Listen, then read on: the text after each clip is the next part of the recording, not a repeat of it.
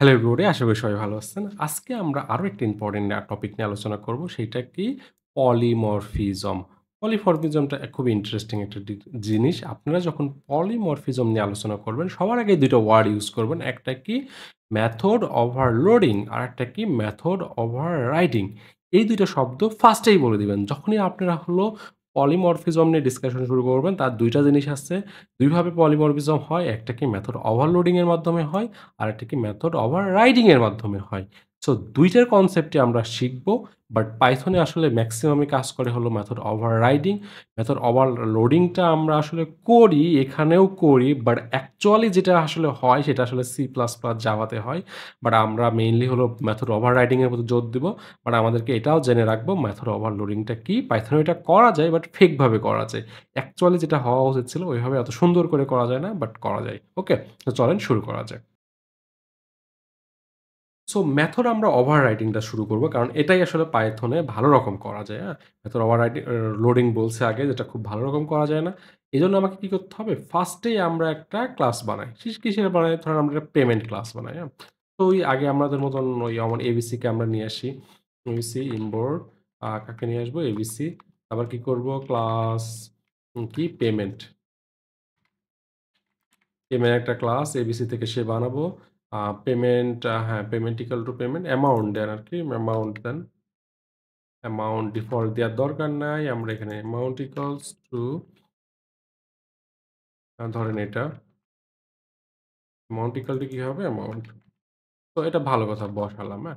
আপনারা চাইলে এখানে যে এনক্যাপসুলেশন এর ব্যাপারগুলো নিয়ে আসতে পারেন। অ্যামাউন্ট 0 হইতে পারবে না, হাবিজাবি এগুলো সব এখানে এড করতে পারবেন। কোনো সমস্যা নাই। আপনারা এগুলো নিজেরা করবেন। বাট আচ্ছা, যে আমি অ্যামাউন্টটার প্রপার্টিটা দেখাই দিই এখানে। কিভাবে করব? জাস্ট সিম্পলি হলো প্রপার্টি আম ডিভ amount equals to return amount না, এটা কি হবে? আন্ডারস্কোর অ্যামাউন্ট আমরা করব। ওকে? Underscore amount. আর এইটা কি হবে? যে সেটার dev amount equal to amount if amount less than 0 raise দিয়ে দেন একটা ভ্যালু ইউরোর সেলফ, এই যে এটা।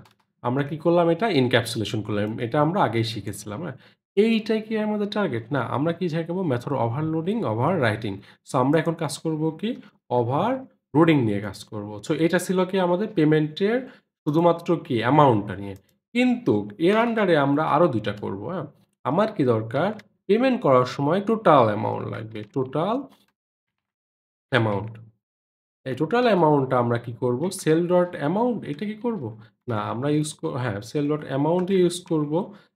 But into a self dot এটার একটা ক্যালকুলেট ফি। ক্যালকুলেট কি? ফি। এইটা। এখন কি করেছে? আমরা ক্যালকুলেট ফি নামে কোনো মেথড লিখি নাই। এইটা আমরা কি করব? এর উপরে দিয়ে দেব। এটা কোথায়? এই যে এটা দেভ আ ক্যালকুলেট ফি সেলফ লাগবে না এটা। সেলফটা কোথায় দিতে হয়? এই যে এইভাবে। সেলফ, সেলফ এটা দিয়ে দেন আমরা কি করব? Clone sorry. এখানে আমরা কি করব? রিটার্ন ধরেন এটা হলো 0 দিয়ে দিই। আর এটা আসলে ক্যালকুলেট ফিটা হবে কি প্লাস। তার মানে কি? দেখেন, টোটাল অ্যামাউন্টটা আমরা কি করলাম? অ্যামাউন্ট থাকলো তার মতন থাকুক, কোনো সমস্যা নেই। যে অ্যামাউন্ট দিবে তাকে আমরা ভ্যালিডেট করে বসাবো। তারপর কি টোটাল অ্যামাউন্ট হবে কি পেমেন্ট করার সময় আমাদের কি এটা টোটাল অ্যামাউন্ট থাকে না? বিভিন্ন চার্জ থাকে। কিসের চার্জ? যেমন ধরেন বিকাশে আপনি যখন পেমেন্ট করবেন তখন কি ৳৫ চার্জ করে। ব্যাংক ট্রান্সফার যখন করেন তখন হয়তোবা ওরা 1% চার্জ করে। ক্রেডিট কার্ড দিয়ে করলে আরেক রকম চার্জ হয়। তার মানে কি পেমেন্ট মেথড এর উপর ডিপেন্ড করে এই ক্যালকুলেট ফিটা ডিসাইড হয়, রাইট? বাট বাকি সবগুলা কিন্তু সেম। আমার টোটাল অ্যামাউন্ট কি হবে? অ্যামাউন্ট যেটা দেবো আর ক্যালকুলেট ফি এর সাথে যোগ হবে, রাইট? এইটা। তার মানে কি আমার এই পেমেন্টটা কি বেসিক পেমেন্ট, এটা কি? তার মানে কি প্যারেন্ট ক্লাস বা কি এটা বেস ক্লাস। সো আমাকে এখন কি করতে হবে? চাইল্ড ক্লাস বানাইতে হবে। কি? পেমেন্টের বিভিন্ন রকম মেথড আছে। যেমন ক্লাস বিকাশ পেমেন্ট, ক্যাশ পেমেন্ট। এই যে পেমেন্ট ক্লাস থেকে বানাবো আমরা। ইনিট এই যে অ্যামাউন্ট দেয়া লাগবে, সুপারে দিয়ে দেন ইনিট। এটা আমরা শিখেছি আগেই। এটা নিয়ে আমরা কোন কিছু করব না। এরপরে আমরা কি করব দেখেন, আমাকে কি করতে হবে? যে ক্যালকুলেট ফি টা বানাইতে হবে। আমি কি বলেছিলাম? যে এই যে ক্যালকুলেট ফি টা একেকটার ক্ষেত্রে একেক রকম। আমাদের বিকাশ পেমেন্টে ধরেন আমরা দিই কি রিটার্ন ধরেন ক্যাশ আউট এর চার্জ দেই। অ্যা টোটাল অ্যামাউন্ট রাইট? আমাদের কি ছিল সেলফ ডট আমরা কি বলেছিলাম? অ্যামাউন্ট। আমরা যেহেতু এটা কি বলেছিলাম যে আমরা প্রাইভেট প্রপার্টিজ এখানে দেখেন অ্যামাউন্ট ইউজ প্রাইভেট প্রপার্টি আমরা এই ক্লাসের মধ্যে ইউজ করব। আরেকটা ক্লাসে যখন আমরা ইউজ করব তখন তার পাবলিক প্রপার্টি এই যে পাবলিক প্রপার্টি ইউজ করব। দেখতে পাচ্ছেন কোথায় আমাদের লাগে, কেন এটা হেল্প করবে? এই পাবলিক প্রপার্টি ইউজ করব। সেলফ এর সাথে আমরা কি করব? বিকাশের জন্য ধরেন আম বিকাশের চার্জ কত? ক্যাশ আউট চার্জ 0.18 মনে হয়। I am not sure but এমন কিছু একটা হবে। এইটা হলো আমার বিকাশ পেমেন্টের চার্জ। এরপরে দেখেন আরেকটা কি ব্যাংক ট্রান্সফার এর কাজ দেখি। এটা কি ব্যাংক পেমেন্ট এ ওরা সাজেস্ট করছে অ্যামাউন্ট সেলফ আগে সেম ভাবে আমরা ক্যালকুলেট ফিস করতে হবে রিটার্ন অ্যামাউন্ট ইনটু কত দিয়ে ব্যাংক ট্রান্সফার এ ধরেন দিয়ে আমরা হলো 5% 0.05% এটা হলো কি আমার ব্যাংক ট্রান্সফার এর। তার মানে কি দেখেন আমার পেমেন্ট ক্লাস ছিল একটা বেস ক্লাস। পেমেন্টস ক্লাস ছিল আমার কি বেস ক্লাস। এর থেকে আমরা কি করলাম ২ টা চাইল্ড ক্লাস বানালাম। এখানে এই যে পেমেন্ট ক্লাস আমার হলো কি ছিল বেস ক্লাস। আর আমার এই টোটাল অ্যামাউন্টটা ডিপেন্ড করে কি এই অ্যামাউন্টের উপরে এই যে অ্যামাউন্টের উপরে আর ক্যালকুলেট ফিস এর উপর। যেহেতু আমরা সেম ক্লাসের মধ্যে আছে আমরা এখানে কি করতে পারি চাইলেই হলো প্রাইভেট প্রপার্টি ইউজ করতে পারি। বাট যখন আমরা বিকাশ প্রপার্টিতে চলে আসলাম তখন আমরা কি করব অ্যামাউন্ট যখন ইউজ করতে হয় তখন আর আমরা প্রাইভেটটা ইউজ করব না। তখন আমরা কি করব পাবলিকটা ইউজ করব। আর এই ক্যালকুলেট ফিস আমি যদি এখানে ক্যালকুলেট ফিস করে দিই তাহলে তখন কি এইটাকে আমরা কি করলাম? ওভাররাইট করলাম। এই মেথডটাকে এখানে আমরা ওভাররাইট করলাম। সেম ভাবে এই যে ব্যাংক ট্রান্সফারে আমরা এই মেথডটাকে কি করলাম? ওভাররাইট করলাম। দেখছেন? এর প্যারেন্ট এর জন্য কি ছিল? প্যারেন্ট থেকে কিন্তু এ ঠিকই হলো এটা পেয়েছে, 0 পেয়েছে। প্যারেন্ট থেকে কিন্তু সে ঠিকই 0 পেয়েছে। কিন্তু আমার তো 0 না। বিকাশ পেমেন্টে একরকম, আবার কি ব্যাংক পেমেন্টে আরেক রকম। এজন্য আমরা কি করলাম? ওভাররাইট করে দিলাম। এই মেথডটাকে কি করলাম? ওভাররাইট করে দিলাম। চলুন আমরা একটা অবজেক্ট বানাই তাহলে আরো ভালো করে বুঝতে পারবেন। ধরেন বিকাশ পেমেন্ট বিপি, বিপি হলো দিয়ে আরো সুন্দর করে নাম দিবেন আপনারা। এটা ব্যাংক বিকাশ বাংলা করে লিখি। BKash payment equals to bKash payment ৳১০০ এবার দেখেন হলো ক্যালকুলেট ফিস প্রিন্ট করেন। আবার দেখেন ব্যাংক পেমেন্ট হয় ৳১০০ প্রিন্ট এই যে ক্যালকুলেট ফিস। দেখেন ২ টাই কিন্তু আমরা কি সেম দিছি ৳১০০ ৳১০০ দেখেন, এটা দেখছেন? সরি এখানে ক্যালকুলেট ফিস না এটা সরি এটা কিন্তু ক্যালকুলেট ফিস হবে না। এটা হবে কি আমার ক্যালকুলেট ফিস আপনি দিতে পারেন কোন সমস্যা নেই। দেন আপনি ক্যালকুলেট ফিসও দেন। এরপরে আরেকটা আমাকে পিল দিতে হবে। ক্যালকুলেট ফিস না এটা হবে টোটাল। ঠিক আছে? Total amount. সেম ভাবে এখানেও আমার দিতে হবে। হুম, টোটাল অ্যামাউন্ট। দেখছেন টোটাল অ্যামাউন্ট কিন্তু আমার ব্যাংক পেমেন্টে নাই। ও কিন্তু এই যে বেস ক্লাস থেকে ইনহেরিট করেছে।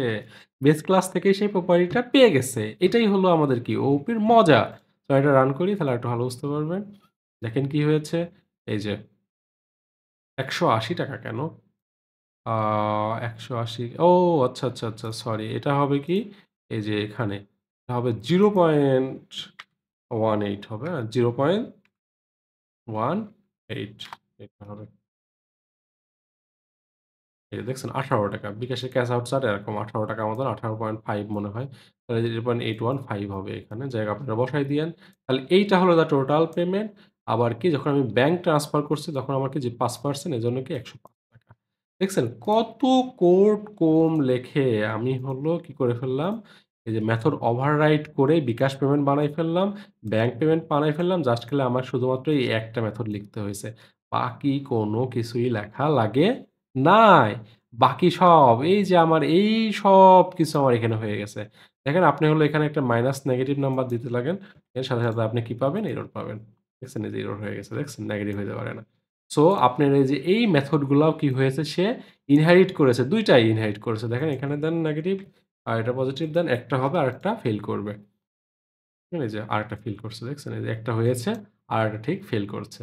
সো আমার এইগুলা কি হয়েছে এখানে ইনহেরিট করেছে এইগুলা কারা? আমার bKash payment child, bank payment child. আর আমরা কি করেছি এই ক্যালকুলেট ফিসটা যাতে একেকজনের একেক রকম এজন্য আমরা এটা কি করব? আমরা এটাকে ওভাররাইট করব। আমার যখন যার যেভাবে দরকার সেভাবে আমরা বানায় নেব। এটাকেই বলা হয় কি?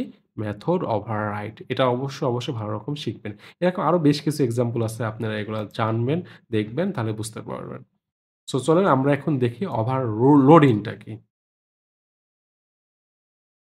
দেখেন ওভাররাইডিংটা আমরা এখানে বুঝছিলাম। সুন্দর রকম দেয়া ছিল। দেখেন মাই সাম এবি, মাই সাম চাইল্ড ক্লাসে আরেকভাবে সে সাম করবে। আমরা এখানে কি ছিল ক্যালকুলেট ফিস ছিল। ক্যালকুলেট ফিস ছিল একেকজনের প্যারেন্ট একভাবে করছে, চাইল্ড আরেকভাবে করছে। এটা ছিল। আর এখন আমার কি মেথড ওভারলোডিং যখন বলতেছে তখন দেখেন মাই সাম ২ টা ভেরিয়েবল, মাই সাম ৩ টা ভেরিয়েবল। ১ম এ ২ টা দিয়ে সাম করা, পরেরটায় কি আমরা ৩ টা দিয়ে সাম করা। এইটা আসলে নরমালি পাইথনে এভাবে মেথড লেখা যায় না।